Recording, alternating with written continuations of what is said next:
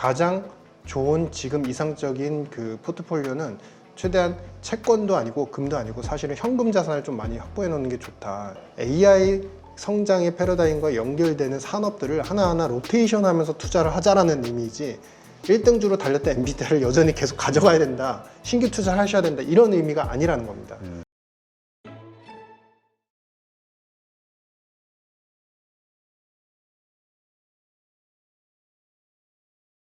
네, 오늘 모신 분은 KBWM 스타자문단 이코노미스트시죠? 유신익 박사님 모셨습니다. 네, 안녕하세요. 반갑습니다. 네.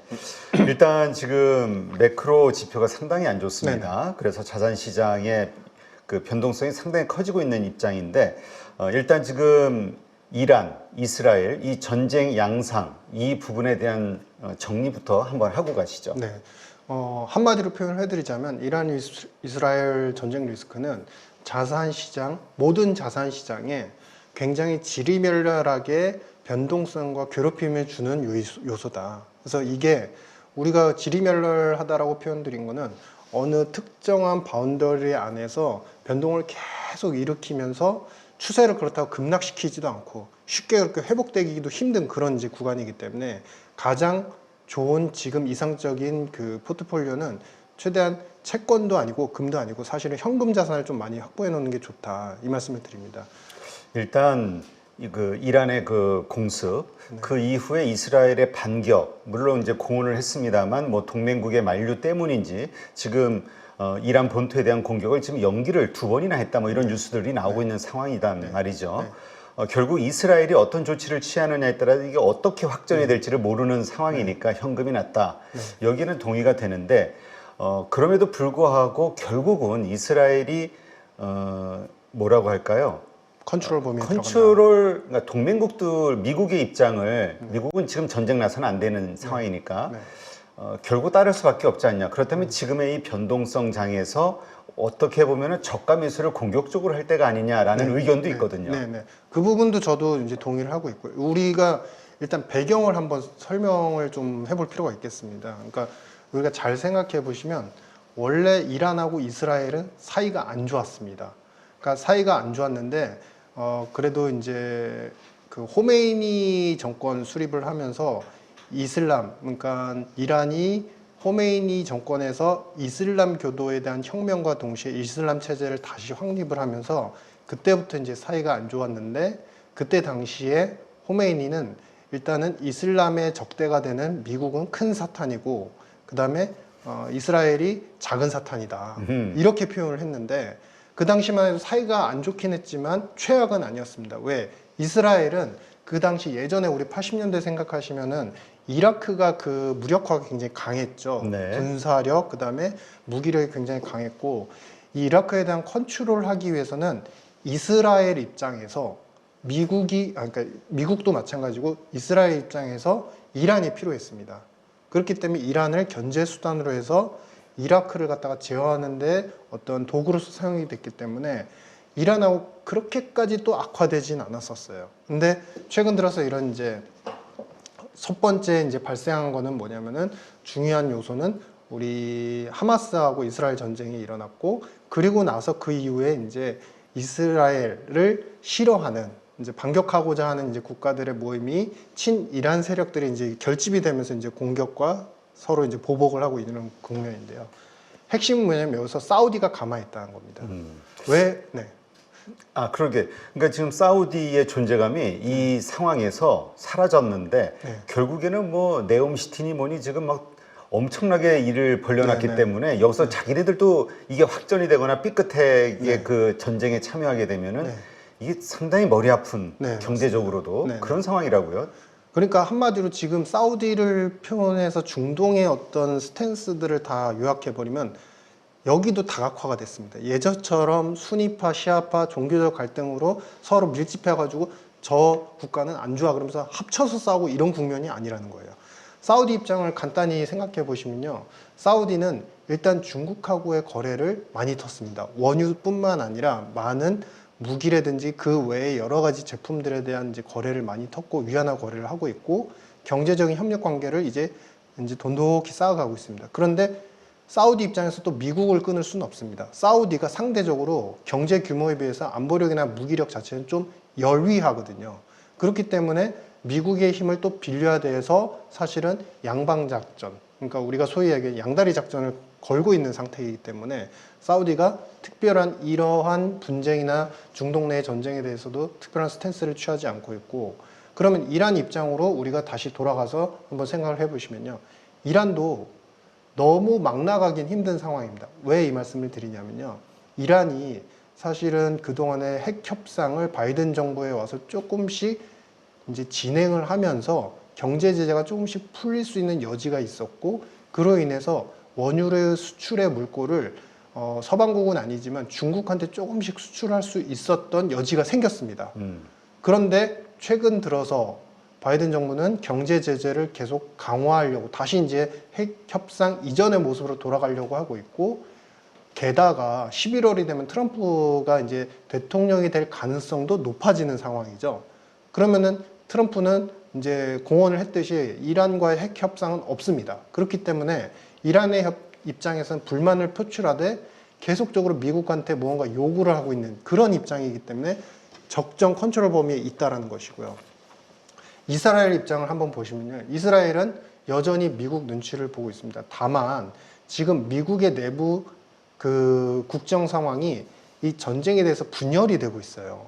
바이든 대통령은 실제로 더 이상 추가적인 보복은 하지 말아요. 이제 여기서 멈춰요라고 표현을 하지만 실제로 공화당은요. 이번 주말 이전에 이스라엘에 무기를 지원하는 입법안을 표결에 붙일 예정에 있습니다. 그러니까 대통령 행정부에서는 미국 행정부에서는 하지 말고 컨트롤하기를 원하는데 또 공화당에서는 계속 싸우라 하면서 이제 지원을 해준다고 하니까 이스라엘은 이 미국의 내부 상황을 보면서 계속 어떻게 보면 눈치 작전으로 요번에 한번 싸워도 될까? 안 될까? 이 눈치 작전을 계속 보고 있는 거예요. 그러면 이거를 한마디로 이제 요약해서 이제 말씀드리자면 결국에는 모든 총대가 네타냐후의 어떤 자신의 부패 비리를 감싸기 위한 어떤 전쟁이 격화될 수밖에 없는 국면으로 겉으로는 언론으로는 그렇게 표현이 되지만 실질적으로는 미국 스탠스가 애매하고 이란도 뭔가 돌파구를 찾아야 되는데 쉽지 않고 그러니까 서로 계속 말싸움을 하면서 어찌 보면은 약간 과장되긴 하지만 좀 극단적으로 표현하면 계획된 범위 안에서 계속 전쟁을 하고 있다는 거죠. 그래서 이제 이 말씀을 드리는 거는 방금 말씀하신 것처럼 금융자산 투자, 특히 에쿼티 자산에서 지금 AI에 대한 성장 패러다임이 여전히 끝나지 않은 걸로 보입니다. 미국 중심으로 해서. 그렇기 때문에 저가 매수를 하는데 중요한 거는 뉴스 플로우상 이런 그 저가 매수가 어디가 저점인지 최근 단기간 동안에 자산 가격의 트렌드를 봤을 때 어디가 저점인지를 확인하기가 너무 힘들어요. 왜냐하면 뉴스 플로우의 변동이 이 네타냐후의 빠른 정치력 때문에 되게 쉽게 바뀔 수가 있거든요. 그래서 저점에 대한 매수력을 분명히 양호하고 그런 부분들이 합리적이다라는 판단을 하지만 실제로 기간의 측면에서는 최소 2개월 정도는 놓고서 분할해서 조금씩 접근해서 들어가시는 게 맞다 이런 생각을 하고 있습니다. 네. 자, 그러면 이번에는 그 어쨌건 이러한 것들 그리고 또 파월의 금리 인하에 대한 그 연기, 네, 이런 매파 발언 여러 가지 것들이 한데 합쳐지면서 지금 미국 증시가 요동을 치고 있단 말이에요. 그러면서 엔비디아를 포함한 그동안의 그 AI 섹터 반도체주들 이쪽이 확 빠지는 현상이 벌어지면서 네. 버블이 꺼지는 거 아니냐 이런 걱정하시는 분들도 있는데 네. 그때 이야기하시기로는 이 AI 산업은 이제 시작이다라고 하셨단 말이죠. 네네. 어떻게 좀 생각이 달라지셨나요? 아니, 동일합니다. 여전히 이제 시작이고 제가 이제 지난번 일전에 말씀드렸을 때 AI 씀을 중심으로 해서 패러다임이 계속 변화할 거니까 그에 맞춘 성장 산업의 투자를 일정 부분 가져가셔야 됩니다라고 말씀드렸고 이거는 아직도 유효합니다. 그런데 그럴 경우에 그 말씀을 이번 기회에 좀 상세히 좀 표현을 해드리고 싶은데요. AI 관련되는 소위 말하는 반도체 칩, 엔비디아 아니면 마이크론이라든지 그런 기타 빅테크를 많이 오른 빅테크들을 또 여전히 가져가야 되느냐라는 것에 반문을 하셔요. 근데 저의 이야기는 여기서도 로테이션이 있다는 겁니다. 잘 생각해 보시면 사실 최근에 AI 산업의 부흥과 미국의 AI 산업이죠. 명확히 말씀드리자면 그러면서 그 전부터 동시에 반도체 칩, 그 다음에 소프트웨어, 그러니까 쉽게 말하면 AI와 관련되는 미국의 하드웨어와 소프트웨어가 좋아졌고요. 그 다음에 미국 경제 자체가 얼마 전 소비 지표의 서프라이즈와 함께 사실은 미국 경제가 수요가 좋다라는 부분, 그 다음에 AI 때문에 전력 수요가 좋아진다는 부분 때문에 전선에 대한 수요, 그리고 전선 관련 생산 업체에 대한 관심도가 많이 늘어났어요. 실제로 전력 가격도 지금 상승하는 추세이거든요. 그러면 우리가 전선까지 갔으면 그 다음에 또 어디까지 볼 수 있냐면 배전을 또 봐야 됩니다.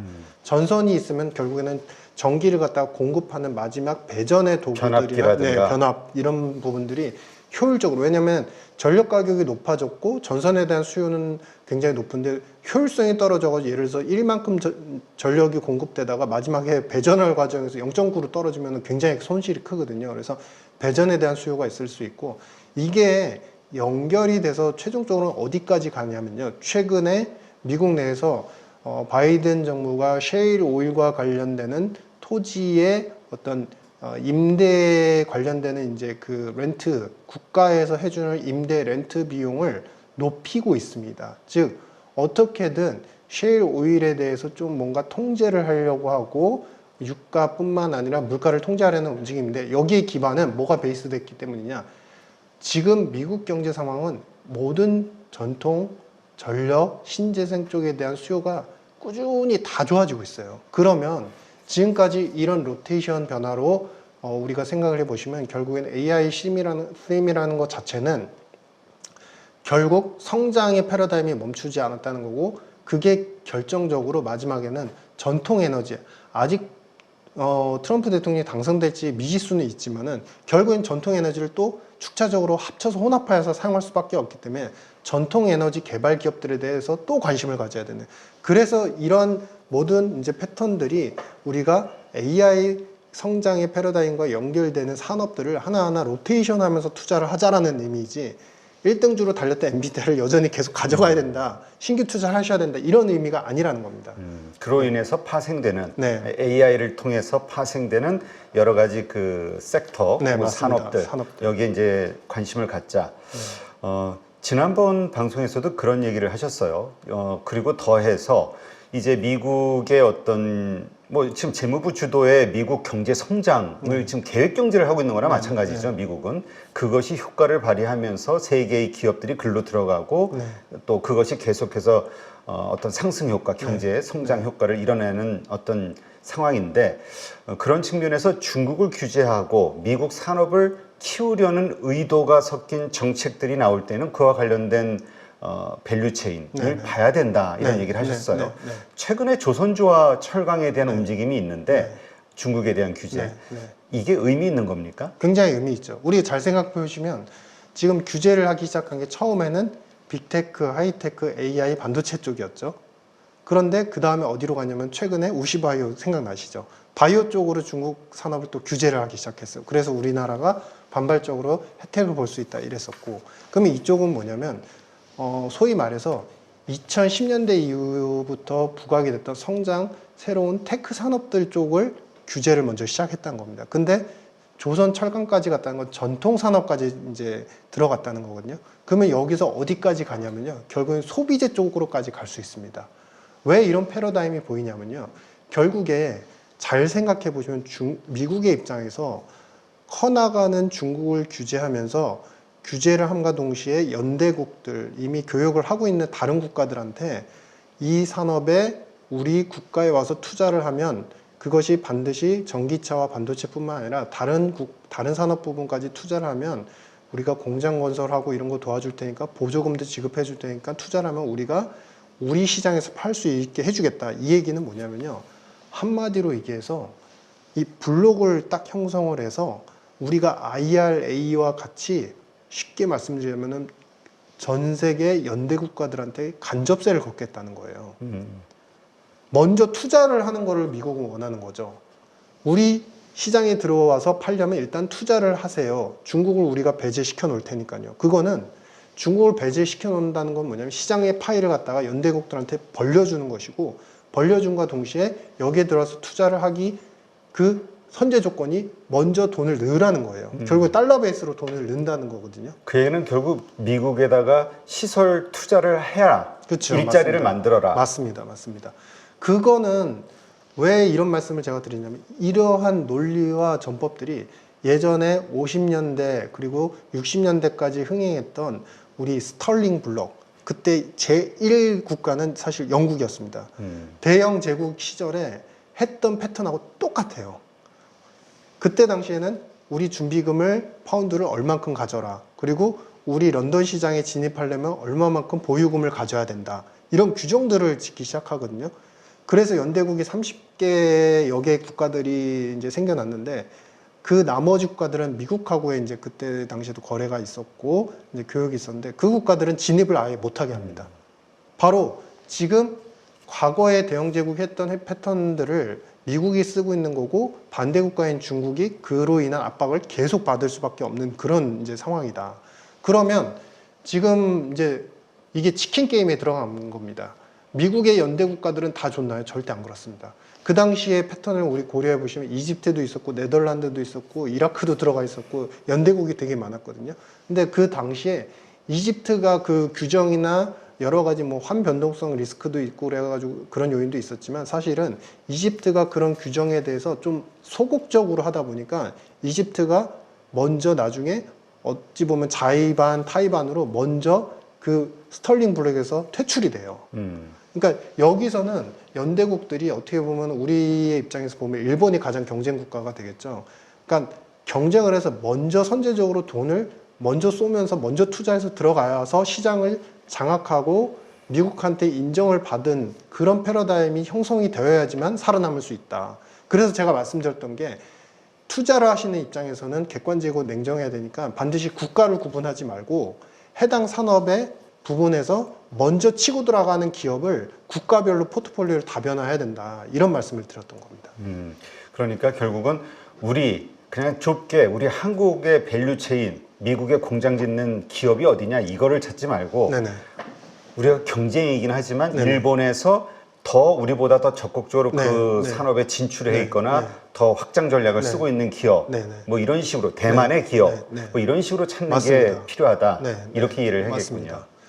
예를 들어서 일본 같은 경우도 최근에 이제 시네츠 화학 같은 경우도 소재 기업인데 이 기업도 사실 선제적 투자를 상당히 많이 하고 있어요. 그 전부터 미국과의 그 연대적인 그 생산 시설 설비에 대해서 서로 협력도 많이 하고 있고요. 그러면은 소재 관련된 기업은 굳이 이제 한국의 우리나라의 밸류체, 우리나라도 물론 훌륭한 기업들이 굉장히 많습니다만 그쪽에서 찾는 것보다 미국에 먼저 선제적으로 협력을 하고 이미 히스토리컬하게 서로 간의 오더 계약들이 있었던 기업들을 찾아가 나가시는 게 더 합리적이다 이렇게 생각을 하는 거죠. 네. 근데 이게 결국은 이제 편가르기가 되는 거고, 네.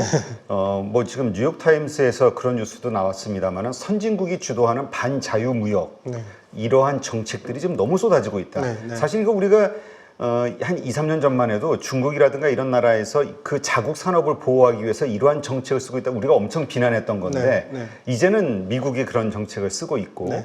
그거에 따른 이제 우린 그 아무래도 이제 그 미국과의 관계가 있다 보니까 따라가면서 그 네. 수혜를 얻고자 노력을 하는 상황이잖아요. 네, 네. 반대로 이것을 우리가 충실히 따라갔을 때 잃게 되는 거는 이제 또 중국 시장일 수도 있고 아니면은 네. 또 네. 반대되는 네. 뭐 러시아를 포함한 네.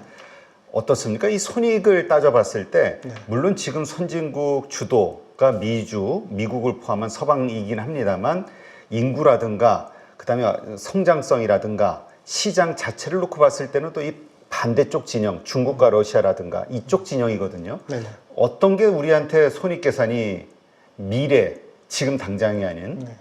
어떤 게 더 맞는 것인지. 경제 성장, 수요, 인구 어떤 경제 권역이 그래도 가장 끝까지 버틸 것이냐. 여기에 핵심은요. 최종 결정 솔루션은요. 다 통화 화폐에 있습니다. 왜냐하면 인구가 많든 성장이 많든 어찌 됐든 이 화폐가 성장에 의해서만 그 화폐의 수요가 유지가 되는 것이 아니라 사실은 패권, 여러 가지 외교, 안보, 정치적인 이유 때문에도 그 패권이 유지되는, 그러니까 정량과 정성에 의해서 패권이 결정되고 그 통화를 보유를 하게 되면은 충분히 우리가 자산으로서 안전자산, 가치저장의 기능을 갖고 갈 수 있어라는 안심과 동시에 이쪽에서 거래를 하려면 수요를 갖다가 확대를 시켜야 돼. 이런 부분들이 곁들여질 때 그 경제 권역이 마지막까지 버티게 되는 거거든요. 그러면 우리 입장에서는 성장 패러다임이나 인구도 물론 중요하지만 실제로 여기서 현 시점에서 달러가 패권을 계속 유지해 나가느냐 이거를 봐야 되는 겁니다. 핵심은 사실 지금 분권에 대한 이야기들을 우리가 많이 나눴고 지난 영상에서 제가 이제 저의 저서와 관련돼서 경제의 신은 죽었다 해서 지주 얘기를 한번 드린 적이 있었어요. 그러니까 뭐냐면 지주가 있어서 금을 찍어가지고 그걸 갖다가 생산해가지고 결국에는 그 이제 금 생산한 걸 가지고서 사실은 실제 생산 안 했는데 딴 나라 가가지고 식량을 사가지고 노예들한테 이제 주면서 그러면서 충성과 리더십을 발휘했다고 했죠. 근데 다른 스마트한 노예가 다른 곳에 가가지고 이제 본인도 지주와 똑같이 은을 생산하면서 은을 팔아가지고 다른 나라에 팔아가지고 식량을 가져와서 군집을 또 형성해서 이제 분권화가 시작이 됩니다. 그러면 결국에 기존 지주의 시스템에 남아있기로 한 노동자라고 표현을 하겠습니다. 노동자 입장에서는 이 지주의 시스템, 금 찍는 기계 그리고 금의 가격이 끝까지 버텨주는 거를 바랄 수밖에 없어요. 그러면 우리가 여기서 이런 생각을 해봐야 되는 거죠.